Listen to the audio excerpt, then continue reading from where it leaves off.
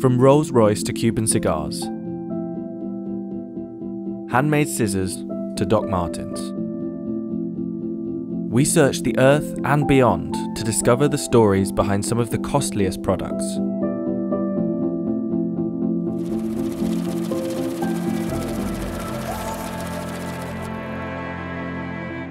Our first stop is the south coast of England. Inside this building, some of the most luxurious cars are completely customised for the rich and famous. Rolls-Royce makes some of the world's most luxurious cars. Known for producing handcrafted automobiles that promise a seamless magical carpet ride for its customers, a Rolls-Royce car does not come cheap. These are some of the best-selling Rolls-Royce models, and these are their entry-level prices. But with virtually unlimited optional extras, upgrades, and customizations, the true cost of a bespoke Rolls-Royce has no limits. In fact, Rolls-Royce refuses to even discuss its base prices. There isn't really a specific base price which we would discuss because it really depends on each customer as an individual and the bespoke options which they like to design and develop with our bespoke team. So what are some of these bespoke extras? And is that what makes Rolls-Royce so expensive? One of the first obvious starting points probably is the colour. We have a palette of 44,000 plus colours. We replicate people's lipsticks, something from your house, something you own, something you've seen. Even we've done the dog of an owner, a red setter. So we exactly replicate them, whether it be by the DNA, the chemistry or whatever. For us it's unique. It'll be registered as your colour and you can give it a name and it's yours. And if someone else has seen it and wants to use that exact finish, we have to go to that person and ask their permission. When we go to the paint shop, you'll see it's called the Surface Finish Centre because it's a bit of an insult to say we're painting the car. It's more than that. You're going to have at least some layers of coat. There's primers, there's base coats, there's colour. And unusually we put on 2 clear coats of lacquer. But you could have up to 23 layers of coating, which we've done before, equating to about 45 kilograms in weight just of coat. In addition to the endless variations of colour, Rolls-Royce customers can infuse their paint with materials to create special effects. One particularly wealthy customer went one step further, requesting the addition of 1,000 diamonds. We wanted a bit more sparkle in the finish, so it gave us a bag of diamonds. We crushed them, they were infused into the paint. Remarkably, the detailed paintwork on Rolls-Royce cars is done by hand by just one person. My name is Mark Court and I am the coach liner for Rolls-Royce Motor Cars. A coach liner means that I am able to put this pinstripe onto the side of the car. The uniqueness is the fact that I do it completely freehand. And I'm the only one within Rolls-Royce that can do this. That's like worldwide within the Rolls-Royce BMW group. So the brushes I use is made of squirrel hair. We found that most brushes nowadays are man-made, and which tends to leave brush marks within these lines. This is a natural hair. This natural hair tends to leave no marks at all. So we work to one standard, which is the highest standard. So we use one that leaves no brush marks at all. And if customers without a coach line decide to add one to their car, Mark is on hand to travel worldwide with his paintbrush. As normal, with Rolls-Royce, Rolls-Royce never comes back to us, we go to it. So if it's in Dubai, so be it, that's where I have to go. There are several unmistakable features of every Rolls-Royce exterior. The handmade Pantheon grille, the self-righting wheel centres that ensure the RR logo is never rotated, and the Spirit of Ecstasy ornament. In fact, in 2003, BMW paid $65 million to acquire the rights to the Rolls-Royce name, symbol, and the Spirit of Ecstasy. But it's inside the car where luxury and cost dramatically increases. To create a virtually silent ride, Rolls-Royce adds approximately £300 of acoustic insulation around the cabin. Its tyre manufacturer, Continental, even developed special foam-filled tyres, which reduced the noise of the road by 9 decibels. The results were so profound that Rolls-Royce removed some soundproofing to avoid causing acoustic sensory deprivation. The dashboard of the Rolls-Royce Phantom can even become a bespoke art gallery. Customers have commissioned artists to produce all sorts of designs for this space, including this gold-plated, 3D printed stainless steel installation that replicates the customer's DNA profile. Another shining feature of Rolls-Royce is the Starlight Headliner, an intricate series of fibre optic roof lights that recreate the night sky. It takes up to 16 hours to build the Starlight Headliners. We're starting by drilling it, and we perforate every single hole to thread fibre optic through every single hole. We've got up to 1,340 holes. We're doing this to achieve the stars, that are on the sky. So we're going to have the sky in the night covered with stars. As with all things Rolls-Royce, customers can create bespoke starlight designs, including randomly generated shooting stars. One customer even had their design matched to exactly replicate the constellation of stars from the night they were born. The embroidery on the upholstery is also tailor-made to the customer's design choice. So there's no real standard process that's repeated with embroidery, just because every single design is completely unique to the customer. It's not just a case of scanning in an image, turning it into embroidery. Every single aspect of the image is thought out. The different angles of the stitch will reflect the light in a different way. So rather than it just being a flat image, we're trying to bring it out to that next level. So it's almost three-dimensional, like a hologram effect that you can get from our stitching. The most complex embroidery project Rolls-Royce has completed is this special Rose Phantom model, which consists of 1 million individual stitches. The Rose Phantom is the biggest embroidery we've done to date. We'll have to map out exactly what order we're putting all those embroideries onto the leather so that they all join up to match some of the stitching. There's no tolerance, it can't be out by a millimetre, otherwise it's completely written off.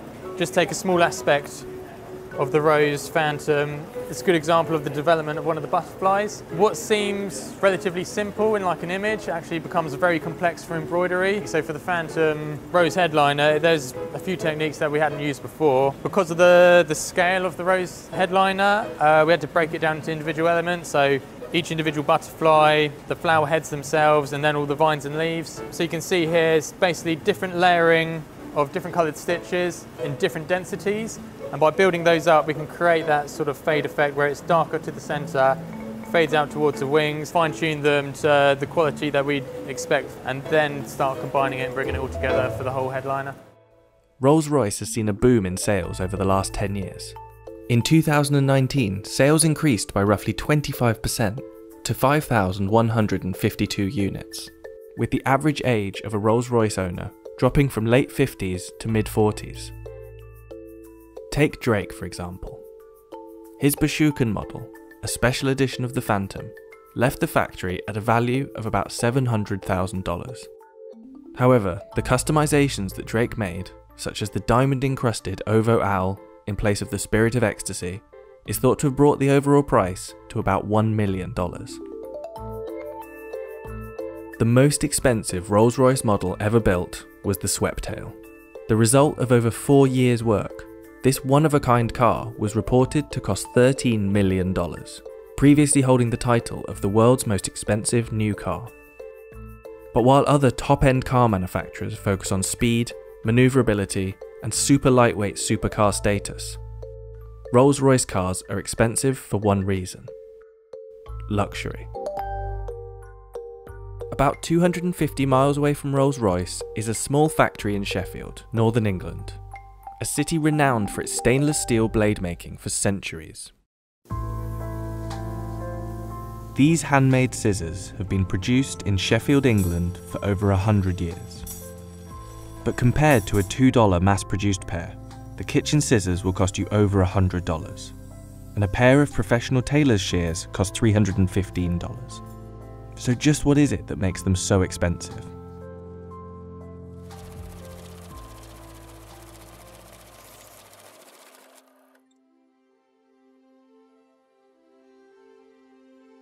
Cliff Denton is one of just 2 master putter-togethers left.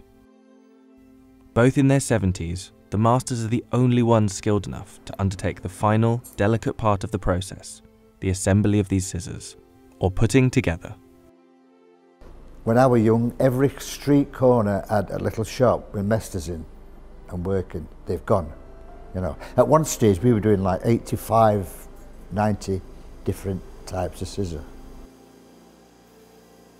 In the 1970s, there were 150 small-scale scissor workshops in Sheffield. Now, there are just 2. And keeping this craft alive relies on training the next generation of apprentices. You know, you just got that like magic touch, how to hold them, how to stroke them, how to edge them. And this, to instill on young lads, is hard. Because it's not something you can write down and let them read. They've got to actually do it. Unlike cheaper mass-manufactured scissors, almost all of the work is done by hand. The starting outline of the scissor is hot drop forged off-site. This is called a blank. And while it may already have the shape of a very rough pair of scissors, the process has only just begun. The blanks first need to be drilled, counterbored and tapped. This puts a hole in the centre of each half and adds a thread to that hole. Once that work is done, the blades have to be ground down. The blank has no blade on it whatsoever, so initial grinding has to be done on a 50-year-old Viotto machine, before further refinements are done by hand. So if you were to look at a cheap pair of scissors, you'd quickly notice that it's actually a stamped out piece of metal that have just been bolted together and a blade's edge put on them. So when we grind the inside of the blade, we'll say there are 3 angles to it. You've got to have a curve from the pinch of the scissor to the point, which means that when the blades are together, you should be able to see a gap through the middle. We'll also want to grind in a twist, and then finally we want to hollow the blade as well. And what that will give us is a scissor that will only ever touch at the cutting edge. Once the blade is on, the rough edges need to be sanded off, from the bow, the shanks and the nail holes. After everything's sanded down, the scissors are sent off to be hardened, turning the soft, workable metal into a hard final product. Then they're put into the rumbler for a few hours to be acid treated before being dried. Rumbling takes off any grind marks on the surface of the metal and prepares them for polishing. We do different types of scissors. If it was our embroidery stalk, then we could work on maybe 500 embroidery stalks over 2 weeks to a month. However, if we were doing the same size batch, 500 13-inch scissors, then we probably wouldn't even see that within a year. The blades are polished by hand to a mirror finish. Then comes the hardest part, putting together. Traditionally, you would undertake a 5-year apprenticeship before you could even sit at the putter's table.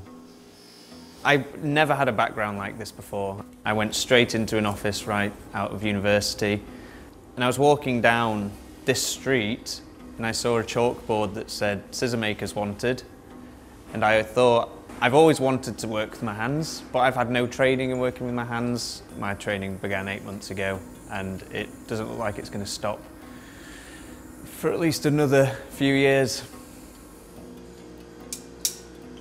And despite the intricacy, the most important tool isn't anything small and delicate, but a hammer. And I'm only going to get a tap. The hammer is crucial to aligning the blades correctly. So, oh, that's better. The 2 scissor parts are screwed into place, and then a perfect curve is hammered onto each blade. This part of the process is the hardest to get right, and also the hardest skill to pass on. If he hits that with the wrong tension or at the wrong angle or in the wrong spot, he will ruin those scissors. So I've put a scissor blade down and I've taken a swing at it, and I have just snapped the blade in half. Once the 2 halves are married together, a final blade will be put on the scissor. Well, I started in 1959. Roughly the same. Steady, hammers. Other than we had lights hanging over to get more light. You learn, you never forget. It's up here in a diary. Somebody said, say a scissor, and it just comes up on a projection in my head. Manicure, dissecting, thread clip, all different scissors. Sheffield has been home to England's blade making industry since as far back as the 14th century. It's where stainless steel was originally invented, and it's a city that's famed for its cutlery production. Cliff started making scissors when he was just 15. When I pick a pair of scissors up, it tells me a story. I can open and shut it, it's tight, it's like, you can virtually just shove it away to your finger and it does the job. That's what you're after. Week after week, year after year if need be. And that's it.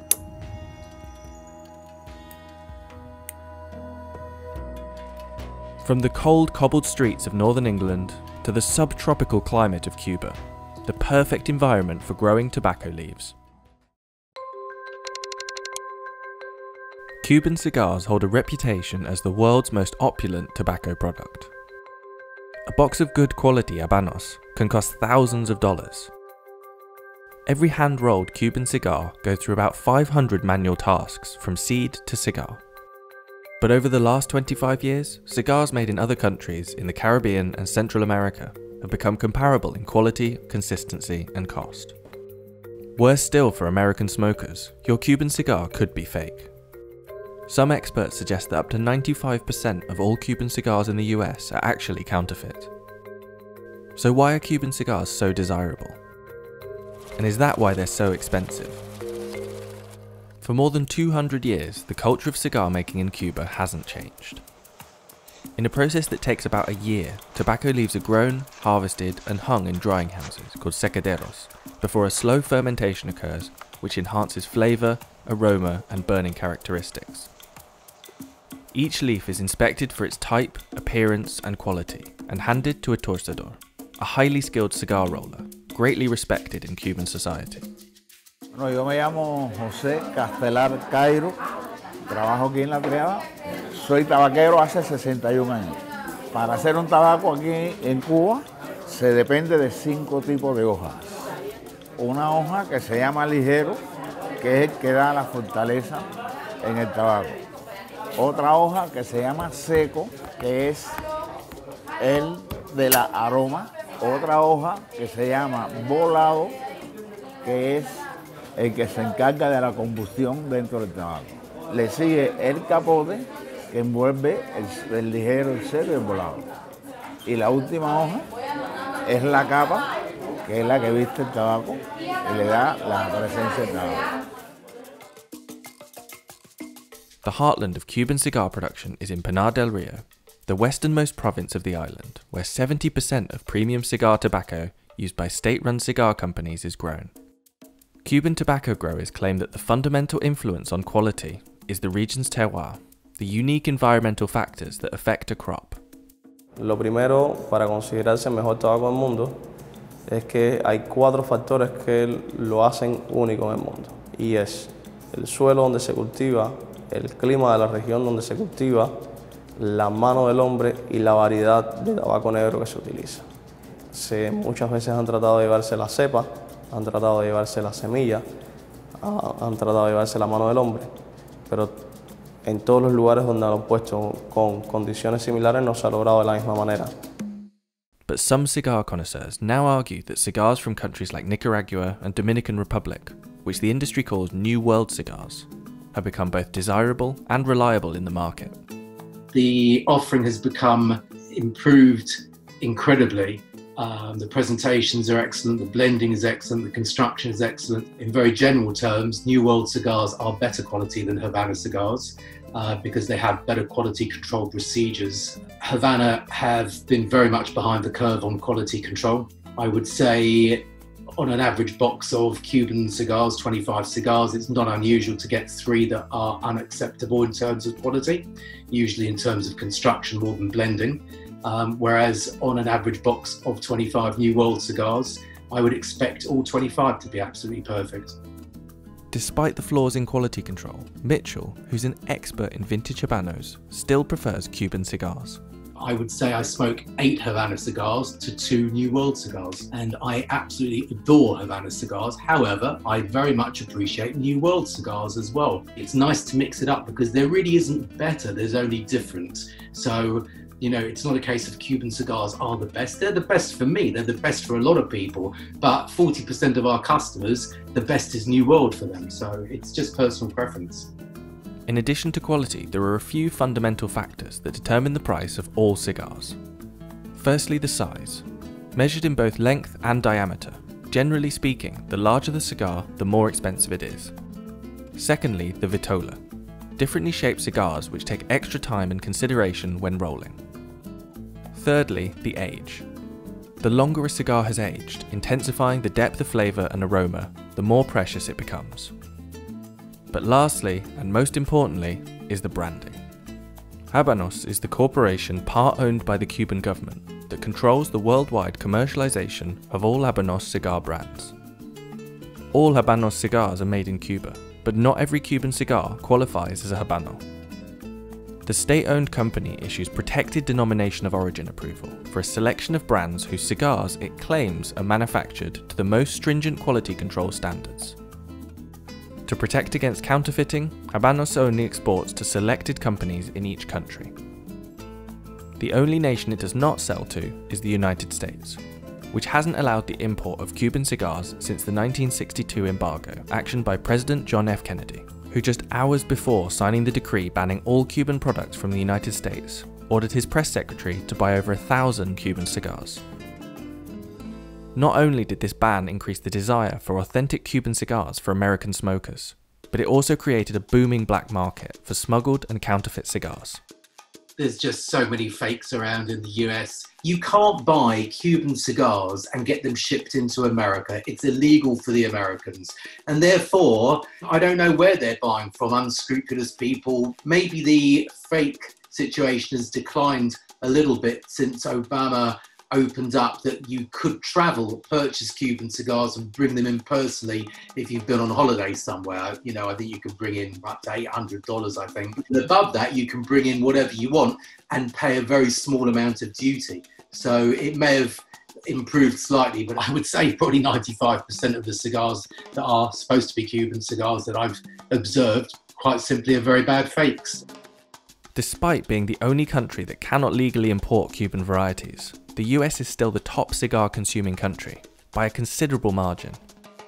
The cigar industry has grown substantially worldwide in the last 20 years, and researchers previously predicted the market would reach $21 billion by 2025.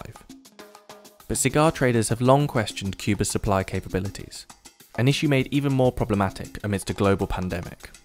Can Cuba continue to supply as much as we need to feed the demand of our customers, from agricultural problems to shipping issues recently due to coronavirus slowing down all the shipping lanes? Will that ultimately feed through to the market by prices increasing or discounts reducing? That remains to be seen, but I think that's the more likely scenario. As with any consumable, taste and enjoyment are subjective. Considering its depiction as a status symbol in society for over a century, it's reasonable to say that the allure of Cuban cigars is somewhat based on prestige. And although high prices are fetched for some Habanos, particularly where outlawed in the United States, in recent years all variety of premium cigar have become uniformly priced. Nonetheless, despite an increasing appetite for cigars from other countries, some connoisseurs will insist that the most authentic smoke comes only from Cuban cigars. There are over 30 different types of Persian carpet. While some of these are produced in countries once under the rule of the Persian Empire, the true home of Persian carpets is in the cities, towns, and tribal villages of Iran. Hand-woven with the finest materials, including wool and silk, a single Persian rug can often take years, and sometimes decades, to create. A high-quality Iranian carpet can cost tens of thousands of dollars, with antique rugs fetching even higher prices.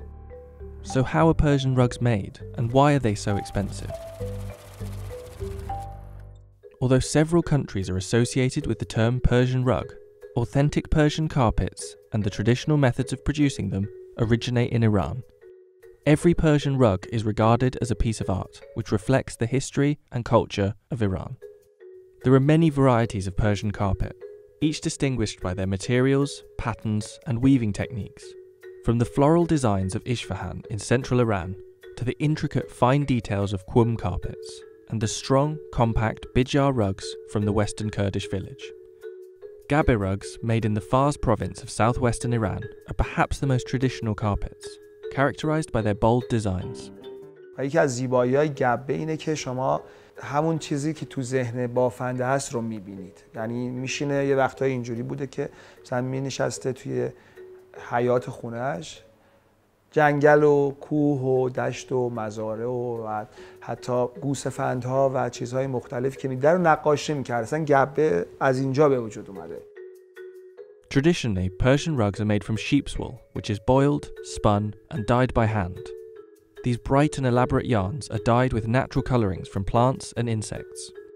In many regions, such as Yazd, hundreds of weavers may work in the same factory at any given time. However, here in Fars province, where carpet weaving is recognised as part of the UNESCO Intangible Cultural Heritage List, the materials are distributed to small villages for tribal women to weave in their homes. میگفتم هر خونه‌ای ممکنه به فراخور سایز خونه‌اش دار همون سایز داشته باشه. مثلا طرف یه خانمی ممکنه خونه کوچیکی داشته باشه، دار کوچیکتری داره و فرقی که دار فرشای فارس میکنه مخصوصا حالا تو گبه و اینو سخت میکنه بافتشو، برای بافنده خیلی سخت‌تر میشه، اینه که دار فرشای فارس زمینیه. فرشای فارس به صورت افقیه، یعنی بافنده خیلی باید بیشتر زحمت بکشه، از کمرش خیلی اذیت میشه و باید به این صورت مثل دولا شده این فرش رو کامل به بافه بره جلو. The process of weaving a Persian rug differs slightly with each variety, but generally speaking, a bed of foundation material called warp is installed into the frame called the loom. Starting at the bottom, weavers then feed wool in between the warp, tying knots called weft on each one. A highly detailed silk rug can have over 1,000 knots per square inch. However, most carpets are not valued based on knot count, but rather their materials, design, and overall size. و به طب هر چی که فرش بزرگتر میشه، خب زمانش بیشتر میشه و یه وقتایی یه گبه ها یا یه فرشایی که مثلا یه گبه هایی که مثلا خیلی بزرگترن دیگه یه نفر نمیتونه ببافه. احتیاج به 4 نفر، 3 نفر کنار هم با هم باید اینو بیارنش به قول معروف بالا. خب این ضربه در مثلا یه گبه 12 متری رو اگه یه نفر بخواد ببافه شاید 2 سال طول بکشه، ولی چون 4 نفر با هم شروع میکنن به بافت تقسیم به 4 میشه، مثلا میتونه تو 6 ماه 7 ماه این بافته بشه. 1 متر گبه رو تقریبا بین 1 ماه تا 2 ماه یه نفر میتونه 1 متر گبه ببافه. Whilst some varieties of Persian rugs follow design specifications, gabe carpets are often completely improvised, with the weaver adding traditional motifs such as goats, trees, and dolls. با فرمول نداره. اینو باید با گوشت و پوست و استخونتون حس کنید. کلکیت زدن رو، بافتن فرش رو، گره ها رو درست چیز کردن. جالب این که کسی که مثلا یه فرش قشقایی خوب میبافه، این نمیتونه بره یه فرش تبریز خوب ببافه، یا اون کسی که یه فرش تبریز عالی میبافه نمیتونه بره یه فرش شاید اصفهان خوب ببافه. و جذابیت و بامزه است اینو بدونیم که جالبه که هر منطقه‌ای یه فرش رو میتونه خوب ببافه. The origin of these rugs dates back at least 2,500 years ago, during the reign of the Persian Empire, which spanned across neighbouring countries, including what is now known as Turkey. The legacy and tradition of carpet making still remains there. In fact, in 2018, Turkey exported $1.9 billion of hand-woven carpets worldwide, far higher than Iran's total of $35 million. As such, Turkish carpets can sometimes be regarded as authentic Persian rugs. The most expensive Persian rug ever bought was a 17th century Persian vase-style carpet, which sold at auction in June 2013 in London for $33.8 million. But despite Iran's rich history of producing handmade rugs, the tribal rugs produced in rural villages could be under threat from a lack of young weaving talent. بافنده اولین پلشه. خب مطمئنا کمترین سود رو میبره تا هی میرسه تا بخوایم اینو واقعا. خب این خیلی تعداد زیادی هستن که وسط این از شاید ارتزاق میکنن از پول این فرش، ولی آره بافنده خب چیز کمتر از همه اینا نسبت به هنری که داره گیرش میاد. خب این متاسفانه اشکال کاره. من میتونم بهتون حالا با این وضعی که میبینیم قول بدم شاید 15 سال دیگه بگم این زودی نهایتاً چیزی از فرش هنریه که همه نمیتونن یادش بگیرن، باید تو خود اونها باشن. متاسفانه جوانترهاشون، دخترها و کسایی که خب توی خونه های عشایرها مثلا مادرش فرش بافت، وقتشون، حوصله‌شون، حسشون نمیذارن واسه یه فرش بافتن، چون مادرهاشون رو دیدن که چقدر شاید بیمار شدن، مریض شدن، کمردرد، دست درد اینا. بله فرش تقریبا تا 15-20 سال دیگه با این سیستم که داره میره جلو. In the world of fashion, changes in styles or trends can catapult an item's popularity and cost. When Doc Martens first appeared in the UK in 1960, they were working boots that would cost you under $3 a pair. These days, a pair of made-in-England boots could set you back $225. So what has changed, and why are these shoes now so expensive?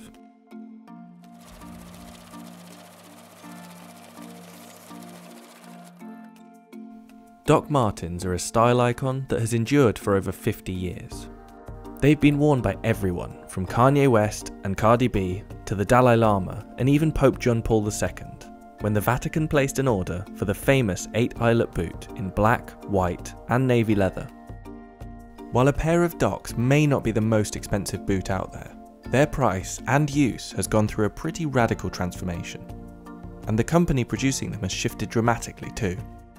From a family-owned local factory to an international fashion brand owned by a private equity firm, since 2014 the price of boots has risen by almost 25%. Sales have grown year on year and profits were up 70% in 2018 to 19.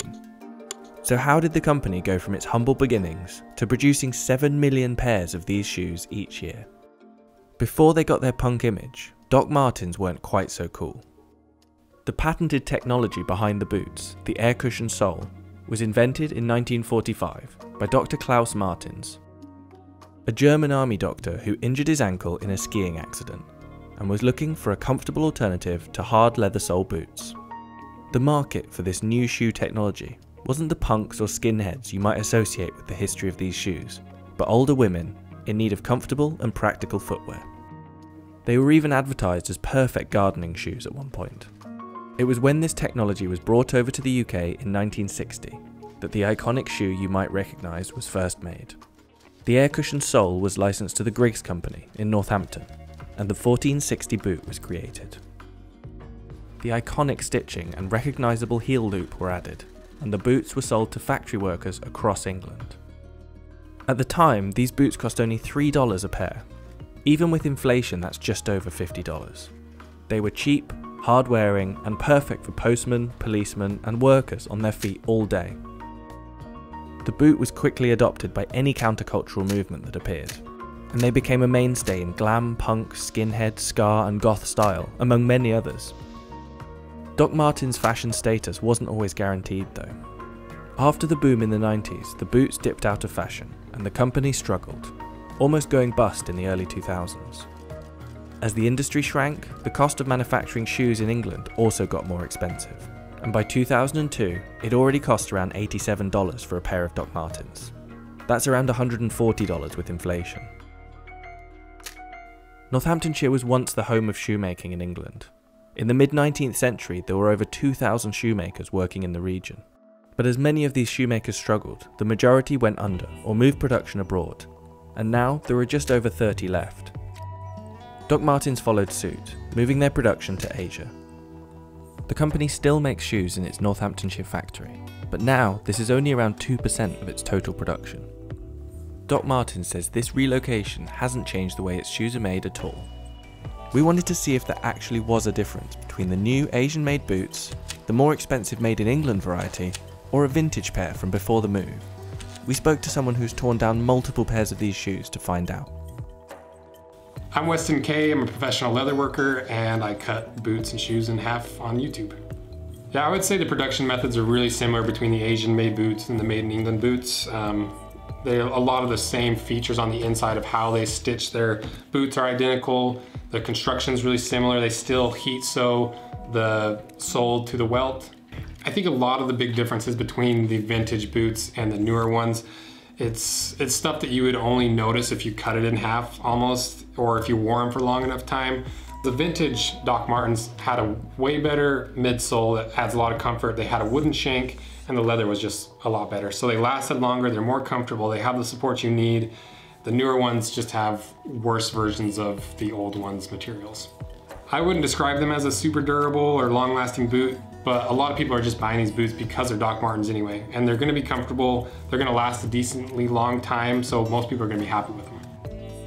We contacted Doc Martens about these comments, and a spokesperson told us, "We have not altered any materials or manufacturing processes that would jeopardize the quality of our products. And where specification changes have occurred, they've been made to enhance our iconic products and to ensure we improve the wearer's experience. We removed the shank in 2000, after realizing it did not improve the structural integrity of our boots. In 2005, our internal filler was changed from felt to a better quality material. The 90s boot being referenced, along with our current Made in England range, have a leather thickness of 1.8mm, whereas our main range has a thickness of 1.6. Regardless of the materials, Doc Martens' style has endured. And since 2002, the brand's popularity has skyrocketed. The countercultural image that made it so famous is something that has stuck to this day, despite the expansion from small-town British-made boot to international icon. And for fans of the boot, this can be an obsession. Over the years, the company has evolved from producing one boot in 1960 to producing around 250 styles each year. And as its popularity has grown, so has the competition. Over recent years, Doc Martens has filed lawsuits against Urban Outfitters, Vans, Boohoo and others in an attempt to protect its iconic boot design. In 2014, the company was sold by the family and bought by private equity firm Myrrh. Since this takeover, the price of boots has risen by almost 25%, and profits were up 70% in 2018 to 19, in large part due to the newfound success of their vegan range. And while the boots have transitioned from an English worker's boot into a global fashion icon, their style has endured, and their devoted fan following isn't going anywhere. In one of the most remote factories on Earth, the power of geothermal energy is harnessed from crystal clear Icelandic fjords to produce environmentally friendly sea salt. This sea salt could cost you more than 30 times the price of table salt. Unlike the cheap salt that's mined across the world, this salt is all harvested by hand in one remote region in the northwest of Iceland. So just what makes it so expensive? This is Saltwerk. It's a sea salt factory in the West Fjords of Iceland. Housed in one of the most remote and coldest locations in the country, it produces 10 metric tons of salt each year. The salt takes at least a week to make, and almost all of the work is done by hand. But there's one other thing that's unique about the way that it's processed. Everything is powered entirely by geothermal energy. We use the geothermal energy that we have available here in the Reykjanes Peninsula, which are one of the purest sea waters in the world. We are moving the water from the fjord into the big building here that we have outside. In each pool we have radiators. Through the radiators, the hot water from the spring circulates and heats up the seawater. And as the water from the seawater evaporates, the concentration of salt gets higher. The tanks are run on hot water, the pans are run on hot water, the drying room is on hot water, the heating for the factory, for the houses, everything is run on hot water. It is green as it gets. The process of making sea salt is simple, but it takes a lot of work. Salt is made by heating seawater to evaporate the water and increase the salt level. Sea salt has been produced like this for thousands of years. Water pumped directly from the sea is naturally about 3.5% salt, but it needs to reach about 26% before the water is saturated and salt begins to form. The water is first preheated until it reaches a salinity level of about 20%. The whole process of making salt here takes from from sea to salt from 7 to 10 days, depending on the weather and the time of the year. We get better results in the winter time because of the lower humidity, because the frost takes out the humidity, and it's harder in the summertime. As you can see, we have a really high humidity and rain, so it's really hard to evaporate, because this Iceland is not a place where you usually make salt. Once it's reached this point, it's moved to large pans and boiled. When the water hits 26% salinity, it becomes completely saturated, and salt crystals start to form on the surface. These crystals slowly sink to the bottom of the pans, where they're drawn and drained of any remaining liquid. The salt is spread evenly on drying trays and moved to a large oven to dry for over 12 hours, before being sifted and packaged for sale. Salt has been an important part of Icelandic cuisine for hundreds of years, and many treated it as a currency. Although sourcing salt isn't quite so hard these days, the tradition of salt making still remains. During the 17th century, the Danish king had his salt making factory in this region, and he was also producing salt here. And it was an important part of the economy of the island, as it was used for preserving food over the long winter months, and also for export of fish and cod. In those times also it was considered as valuable as gold. There was a law introduced here in the 17th century stating that people, while working as salt makers, were prohibited of having wife or children or a family, because it was seen as a distraction from work. It just shows how important it was to them. The final result is a very minimally processed, flaky sea salt from clear Icelandic waters. Unlike processed rock salt, the sea minerals remain in the crystals, but these are only a tiny percentage of the final product. Producing any product in such a remote location has its difficulties, which contributes to the price. But with saltwerk featuring exclusively at some of the world's best restaurants, and their production process leaving a 0% carbon footprint, consumers will continue to pay top dollar for pure Icelandic sea salt. From the remote fjords of Iceland to the vast emptiness of space, a first for so expensive. For life to be supported in the harsh environments beyond Earth's protective bubble, billions of dollars have been spent on spacesuit technology. This spacesuit, built in 1974, was reported to cost between $15 and $22 million. Today, that would be about $150 million. Having not delivered any new mission-ready extravehicular suits since then, NASA is running out of spacesuits. In fact, NASA are down to just 4 flight-ready EVA suits. Since 2009, NASA has invested more than $200 million in spacesuit development, recently unveiling the X-EMU prototype. But NASA still does not have a new fleet of spacesuits. So why has it taken so long for new spacesuits to be built? And what makes them so expensive? Spacesuits are so expensive because they're complex, human-shaped spacecraft. Think about them in terms of spacecraft, not as work clothes. A spacesuit has to protect an astronaut from the vacuum of space, from radiation coming from the sun and other bodies, and it has to protect against fast-traveling particles that are traveling up to 18,000 miles an hour that could penetrate the suit. They provide oxygen, communications, telemetry, and everything else that a human needs to survive, all rolled into one tiny human-formed spacecraft. But the spacesuits NASA currently uses are more than 40 years old. 18 suits were developed for the Space Shuttle program in 1974 and have vastly overworked their original 15-year life design. Suit number 1 was only used for certification, while Suit 2 was destroyed during ground testing. 2 suits were lost in the Challenger disaster in 1986, and another 2 in the Columbia disaster in 2003. The most recent spacesuit loss was Unit 17 during SpaceX 7's cargo mission mishap. The exact cost to replace this unit is unknown, but estimates range as high as $250 million. For the remaining 11 suits, the damage is mounting, with 7 in various stages of refurbishment and maintenance. That leaves only 4 flight-ready spacesuits aboard the International Space Station. In fact, NASA's first all-female spacewalk was postponed because the space station had only one medium-sized suit. This milestone was finally achieved when NASA sent up a medium torso shell to fit the existing larger suit.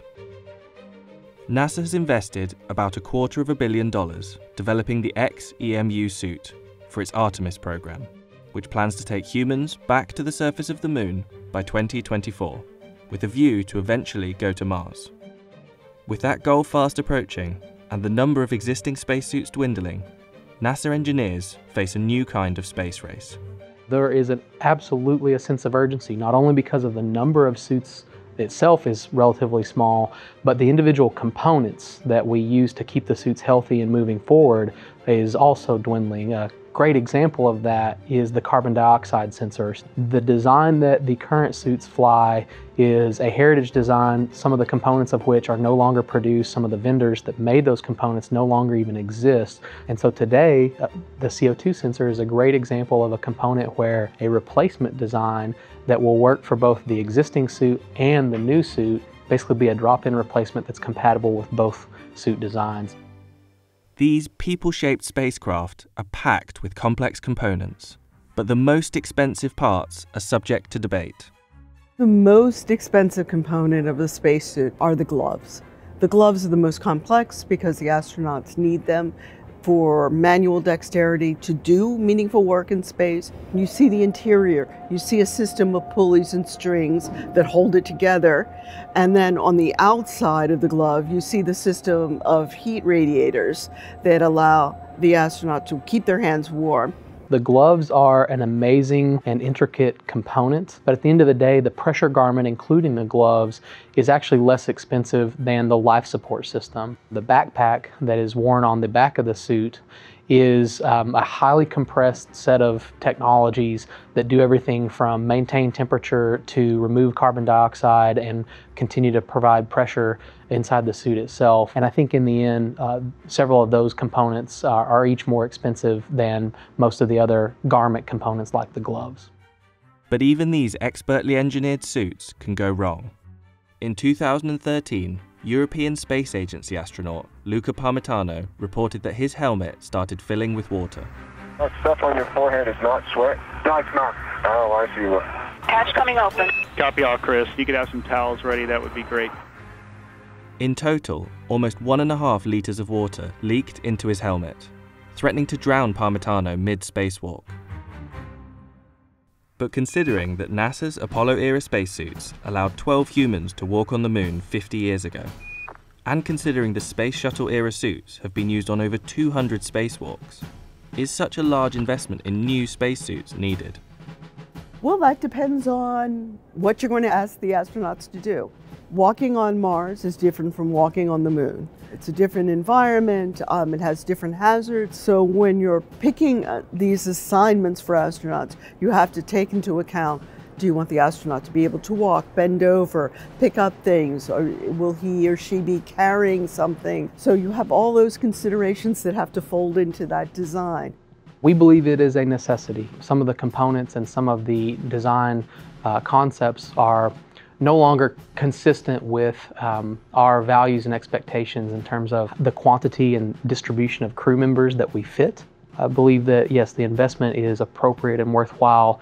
All those dollars get spent here on the ground, and they're returned to us in ways that ultimately yield benefits for all of humanity and for the taxpayers here in this country. We are also lowering the barriers to entry from a commercial perspective, getting more companies involved, getting more companies competing and innovating to try to continue to reduce that price.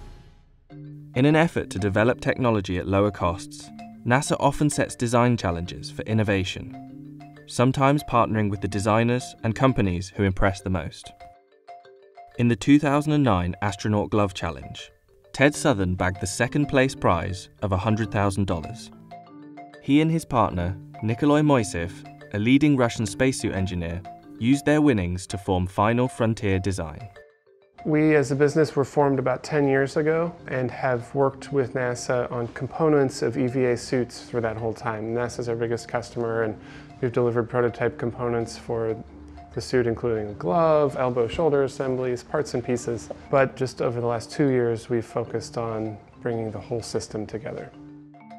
and Final Frontier plans to build its own EVA suit much, much cheaper than NASA's.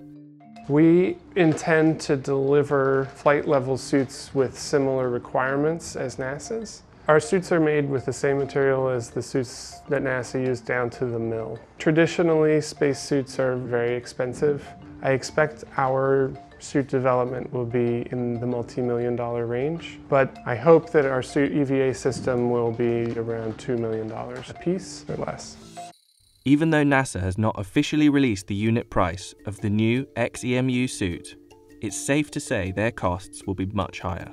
If we were to take the design of the suit we have today, if we were to reproduce copies of that suit, we believe that would cost us in the range of 15 to 25 million per unit. But we do believe that the design that we're developing today with the XEMU should not only stay within that range, we actually believe that competition and the innovation that we've fostered will actually drive that cost lower per unit.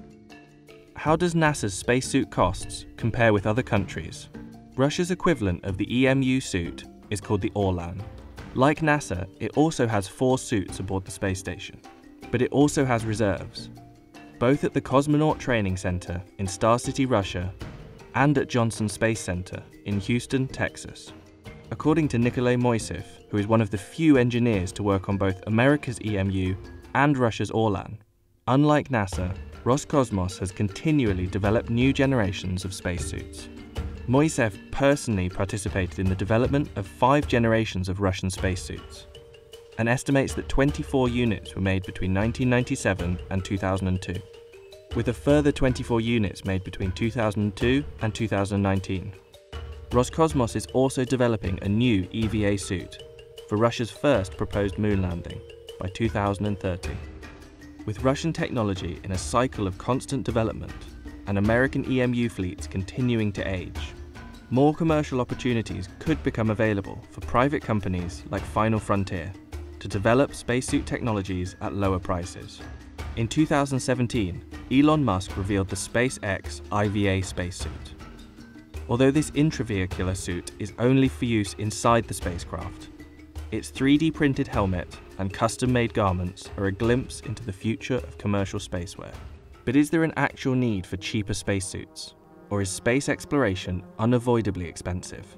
I believe the world needs cheaper spacesuits because, in my opinion, it's inevitable that we will expand past the surface of the Earth. We need to take advantage of the resources of space to keep our planet healthy and alive. So whether it's spacesuits or rocket technology or means of living in microgravity, all of these things I think are important for the future of humanity.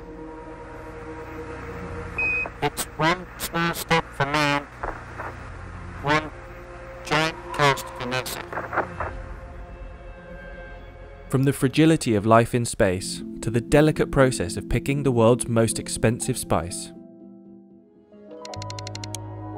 Even in the expensive world of spices, saffron stands out. And real saffron can cost you over $10,000 per kilogram. Sought after for thousands of years as a spice, a dye, and a medicine, you need over 150 flowers to make just 1 gram of saffron. And the stuff you have at home in the cupboard could well be fake. So just what makes this spice so expensive?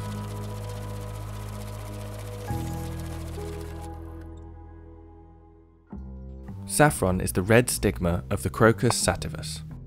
Each crocus has 3 small stigmas that have to be picked carefully by hand. This minuscule harvest means that the amount you get from each flower is roughly 0.006 grams.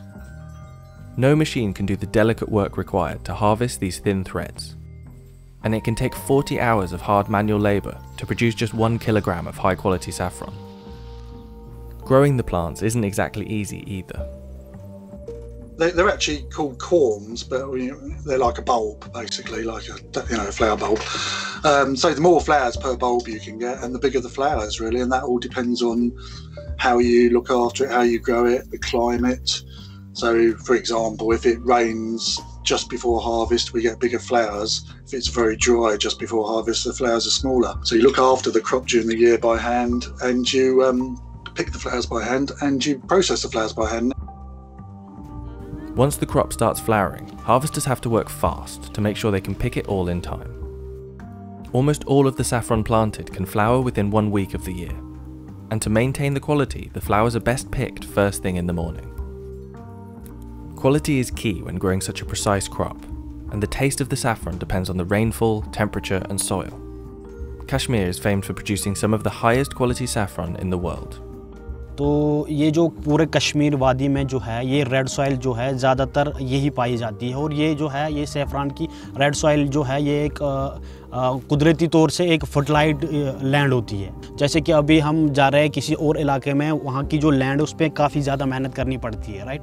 उसमें जो है composition या कुछ ऐसे डालने पड़ते हैं, लेकिन ये जो रेड सॉइल है इसमें ये एक अंदरूनी मजबूत होती है क्योंकि इसको अल्लाह ताला ने कुदरत की तरफ से, और ये जो है ये काफ़ी फेमस है in all over the world. And that small strand of saffron that you harvest as a result of all of this work? Well, to get the highest grades, you might need to throw half of it away. The most expensive, highest grade saffron is generally made up of just the very tips of the stigma. In Iran, where over 90% of the world's saffron is produced, there are 4 grades. The lowest grade is the bunch. That's the entire strand that's pulled from the flower, from the dark red tips to the yellow base. In higher grades, the yellow strand is removed, leaving only a long strand of pure red. That means a kilo of saffron could be made up of 450,000 strands. And to get that many strands, you need 150,000 flowers. And those flowers take up a lot of growing space. Cumin, for example, can yield 600 kilos per acre. Nutmeg gets you around 350 kilograms in the same space. Use that land for saffron instead, and you get a 1.8 kilogram harvest. Despite the incredible amount of work and space this crop takes up, demand for the spice is increasing, and over 200 metric tons of saffron threads are harvested worldwide each year. That's the result of about 30 billion flowers. Demand for the threads is so high that many adulterate or produce fake saffron. Threads that look real at first glance could actually be made of corn silks, coconut fibres, or even horsehair. Synthetic colourings are also used to dye the lower grade stigmas and sell them as high grade saffron. In late 2019, a fake saffron crime ring was uncovered in the UK, which led to a 2-year international investigation. And back in 2010, Spain exported 190,000 kilos of saffron, worth $50 million, but the country's total production amounted to only 1,500 kilos. At the time, a local farmers' union reported that up to 90% of Spanish saffron exports were fraudulent. The industry has attempted to crack down on these fake and mislabeled products, but the problem still persists, and the market for fake saffron is closing many real saffron farmers down. So what does real saffron actually taste like? I've been asked that one by a lot of people over the years. It's so difficult to describe, which is, I think, part of its fascination for people and why it ended up, as an expensive product, because it just adds something. It's a bittersweet flavour, it's an earthy flavour. Trying to replicate it's very difficult, and people have tried to do that, I know. While saffron is just as popular as ever, it's been sought after throughout history. In Greek mythology, Zeus sometimes slept on a bed of saffron, and Cleopatra was said to bathe in saffron and milk, using the dyeing properties of the spice as an ancient fake tan. Every culture seems to have its own myth about the spice's powers, and in the 14th century, saffron's popularity skyrocketed across Europe when it was thought to be a possible cure for the plague. But there's a recent looming problem for saffron and its price: climate change. In Kashmir, production has dropped significantly, and many farmers are selling their land instead. We had, very few rains in the last, I think, 4 or 5 years. The temperature and the climate has completely changed in Kashmir. When I was a kid, when we used to go to the saffron farms to pick up the saffron, it would at least take us 2 days to pick up the saffron from the same fields, which nowadays you could just pick up in half an hour. I'm very emotional about the saffron, because this is a cultural identity of Kashmir and especially the people of Pampur. But the thing is that the production is declining, and the lands are being sold, the houses are being built on the saffron lands. It really disheartens me. Between 2017 and 18, saffron production in the region fell almost 70%, from 16.5 metric tons down to 5.2. And with continuing droughts and climate change, this harvest could become even more rare. In the traditional Moroccan villages of northwestern Africa, an artisanal oil once sold by the roadside became an overnight sensation. Argan oil can cost as much as $300 per litre, making it the world's most expensive edible oil. Just 20 years ago, however, the production of argan oil was isolated to local villages in Morocco, with international sales virtually non-existent. But since then, the formation of women-run cooperatives has transformed the production into a billion-dollar industry. So why has argan oil suddenly gained such popularity, and what makes it so expensive? Argan oil is predominantly used in high-end cosmetic products and Moroccan cuisine. The oil comes from the seed of the argan tree, native only to the narrow strip of semi-desert between Morocco's Atlantic coast and the Atlas Mountains. The Amazigh people of North Africa have been using the argan seeds for centuries, and the methods for creating this costly oil haven't changed in years. الحالة الأولى ديال الإنتاج منين يعني كان دابا حنا كنجمعوا أفياش كنجمعوا هاد الحبة ديال الأرغان كنجمعوه ملي تيكمل النضج ديالو يعني في الأول كيكون على هاد اللون هذا كيكون خضر ما يمكنش لينا أننا نجو مثلا نضربوه بالعصا ولا نجنيوه في الشجرة كنخليوه حتى كيطيح في الأرض وكيرجع في واحد اللون اللي هو بني.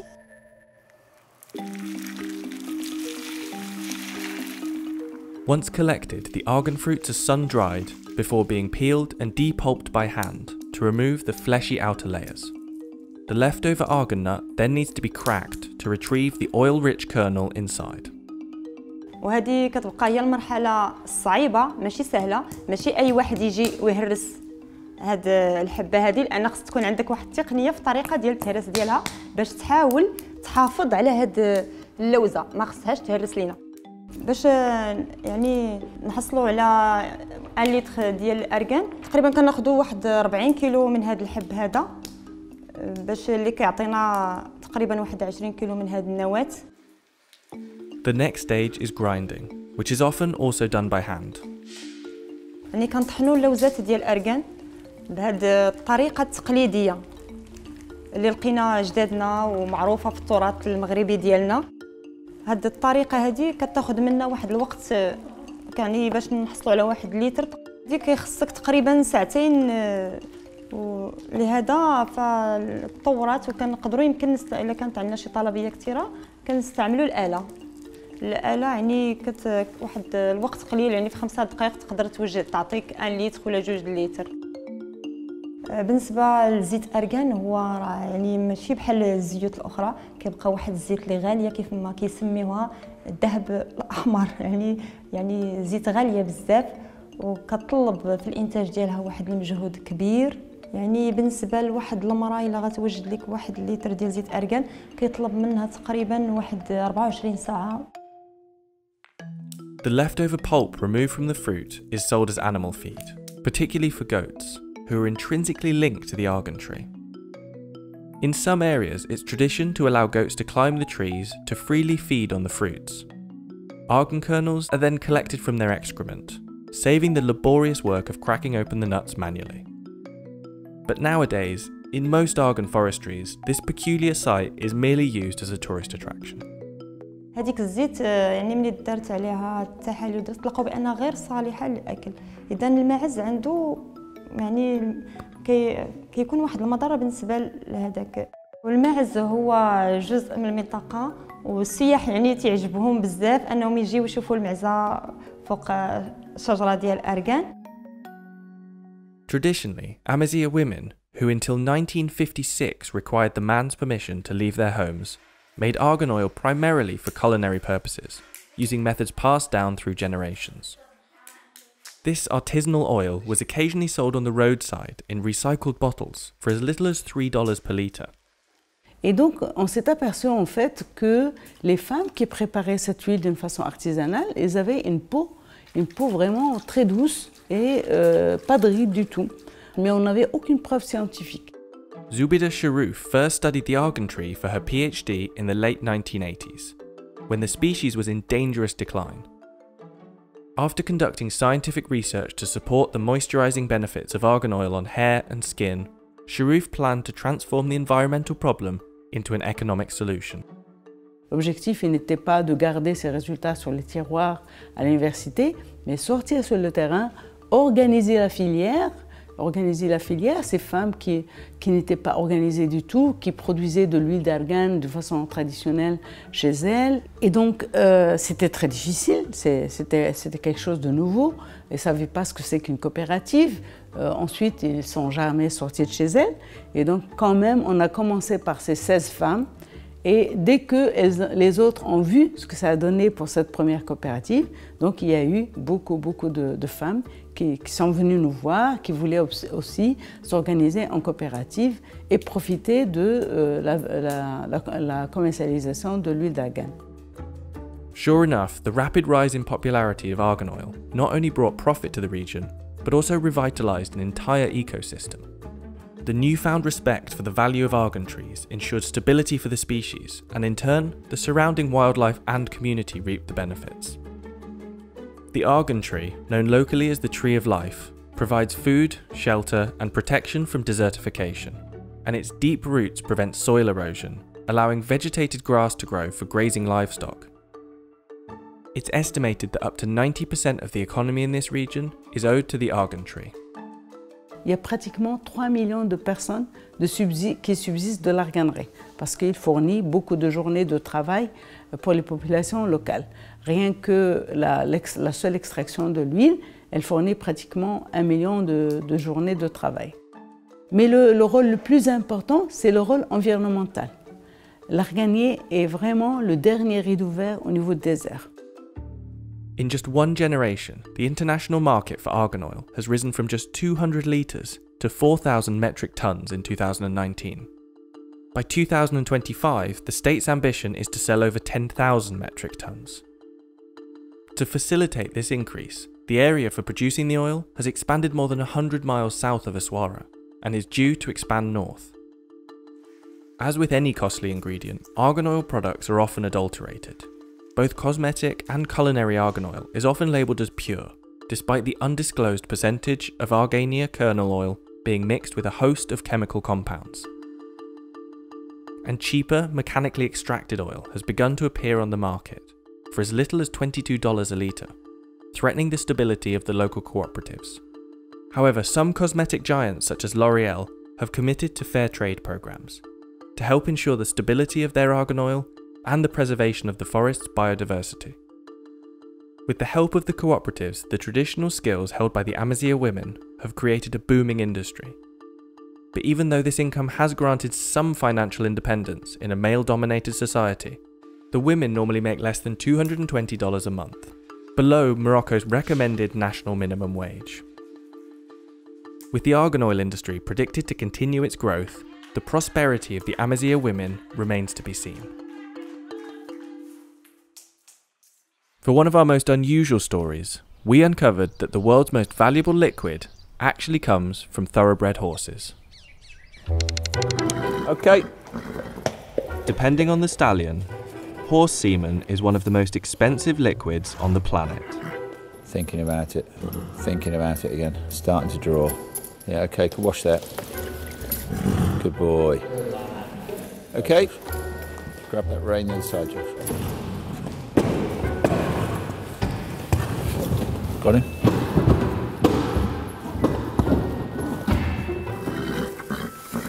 Toy there.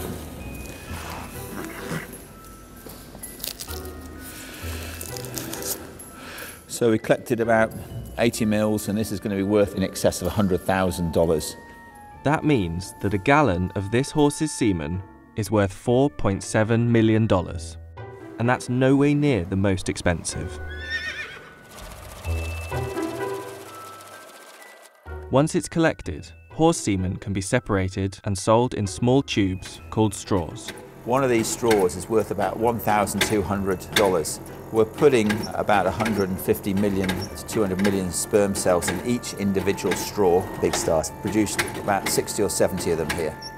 Super fertile stallions like Big Star can ejaculate once a day. Theoretically, this means he could produce over $20 million worth of semen during an 8-month stud season. And if a stallion's semen is high quality, it can be frozen in straws for future use. So in this room is the heart of really Stallion AI services. This room's built like actually a nuclear bunker in here. This is where all the semen is now kept. We've got hundreds and hundreds of thousands of straws in here. We've got over 1,200 different stallions. So in here, stored at minus 196 degrees, is hundreds of millions of dollars worth of semen ready to be used to inseminate mares.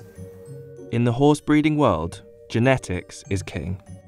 Wealthy investors are willing to pay high prices for proven winners' semen, hoping that the resulting foal provides a large return on investment.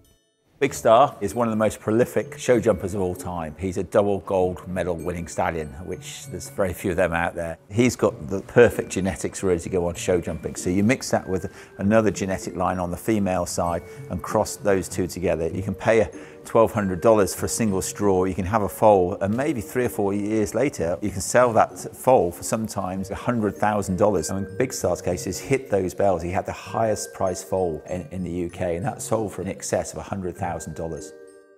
Even though most stud farms offer guarantees on producing a live foal, commercial and competitive success is still a gamble, even with strong genetics. In fact, the bloodline of all stallion horses is closer than you might think. According to an international team of scientists who studied the Y chromosomes of 52 horses from 21 breeds, practically all modern horses descended from just a few original stallions. From carriage horses hauling tourists in the streets, right through to champion racehorses like Galileo, the world's most expensive sire. Even more surprisingly, 95% of all thoroughbred racehorses like him can be traced back to just a handful of ancestors, who are all linked to one single super stud, the Darley Arabian, born in 1700. But the value of thoroughbred semen is a little harder to quantify, since breeding must occur naturally for racehorses. The sport horse world, we're very lucky we can use artificial insemination to breed our mares with, as opposed to the thoroughbred world, everything's got to be done naturally. They've got to literally cover the mare naturally. They're concerned with their gene pool. If they would allow AI into the thoroughbred world, it would mean the gene pool would shrink because one horse could then cover thousands of mares. And anyone wishing to naturally cover their mare with Galileo needs serious financial backing. Even though his price is listed as private, it's widely reported that his stud fee sits at around $650,000, comfortably the world's highest. But because thoroughbred horses must be bred naturally, and therefore a collection of sperm cannot be purchased, equating the cost of Galileo's semen requires some extrapolation. Assuming that during the course of a natural covering, Galileo ejaculates the average of 50 ml of semen, and assuming that the semen is high enough quality to impregnate a mare successfully, and assuming that a breeder paid $650,000 for that service, then we can deduce that a gallon of Galileo's semen could be worth a whopping $49 million, making it the most expensive liquid on Earth. But is it worth it? Like anything, there's a lot of work, there's a lot of luck in it, but you've got to make your luck and you've got to start off with the right genetics. The chances, obviously, you need to breed a lot to get that particular horse, but with the right genetics, you've got a much better chance. Galileo's position as the top sire is cemented by the achievements of his offspring. He has sired no less than 84 winners, including Frankel, who himself has now been put to stud, commanding the second highest stud fee in the UK, of around $220,000. In turn, he has sired a further 10 winners.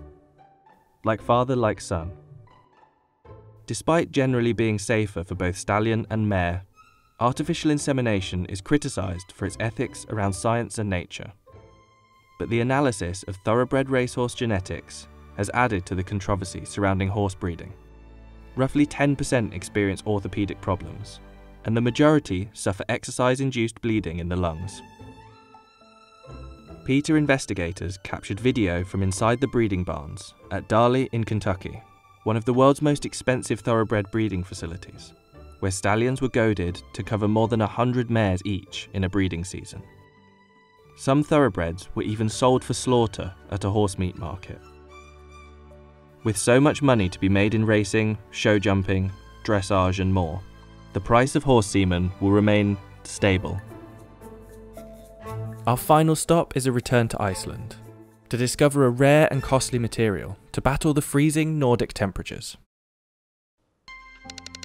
Real eiderdown is one of the warmest natural fibres you can find, but it doesn't come cheap, and an eiderdown double duvet could cost you over $8,000.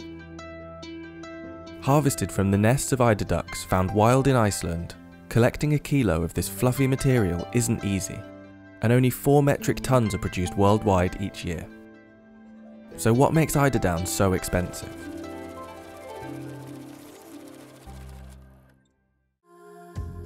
Eiderdown is the soft underfeathers of the common eider, used to protect it from Arctic conditions and freezing cold seas.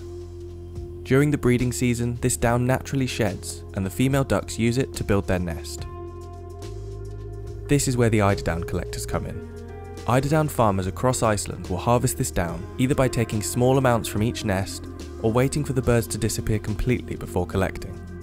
The eiderdown is a natural product, and when the eider duck leaves the nest, she leaves it down. So if we would not take the down, it would just blow away and be useless. While this product is natural and ethically harvested, it's not particularly practical to source. Farmers have to find and collect every nest by hand, and each one contains just 15 grams of down. We have 240 islands in Breiðafjörður, and the islands that the eider duck nests in are 150, and we have to go between all the islands by small boats. The nests are not very close to each other, so we have to walk around all the islands to find the nests, and it can be difficult to find the nest. It's sometimes hidden between rocks or high grass or high plants, and we have to look very carefully to find all the nests, and I'm sure we do not find all of them.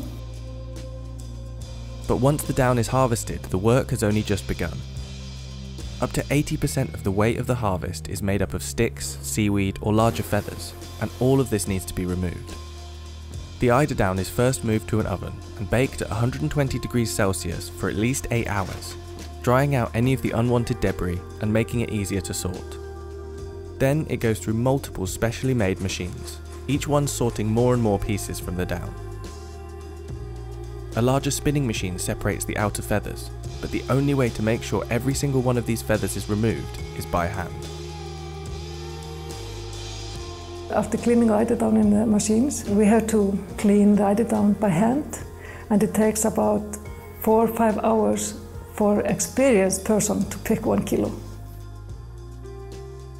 Once every feather has been laboriously removed by hand, the down is ready to be washed, pressed, and dried one final time. For the few that can afford it, the final eiderdown is worth the work. Compared to other goose or duck down, eiderdown is denser, stronger, and more insulating. Small barbs in the individual eiderdown plumes trap the air and make it more wind resistant too. The majority of the eiderdown that King Eider produces is sold as is for companies to use in their products, but it also sells its own pillows and duvets. Eider ducks are strictly protected in Iceland. It's illegal to hunt them or to sell their eggs, and the final down is closely monitored too. In 1970 there were laws in Iceland that we must certify all eiderdown that is sold. And also when we are making some products like duvets or pillows or some garments, we must book a time with the inspector, and he must check the quality and the weight before we fill the product. This rigorous system means that every single eiderdown product in Iceland has been checked by an inspector. Other countries have their own certification systems, but Iceland produces about 80% of the world's eiderdown. Unlike industrially farmed down, which is often a byproduct of the meat industry, and one that can often involve battery farming and live plucking of geese, all of the eider ducks are kept wild. And while the process itself is labour intensive, a large part of the job of farmers is keeping the ducks safe. The first step is protecting the area for the eider ducks and trying to attract the eider ducks to the areas. There are predators like fox and minks, and also gulls and ravens. and farmers try to keep the predators away. Some of the farmers and some farmers use some bright colors or maybe noises to keep the predators away. So it's a lot of work to watch the area. Get all of this right though, and the end result is one of the warmest natural fibres on the planet.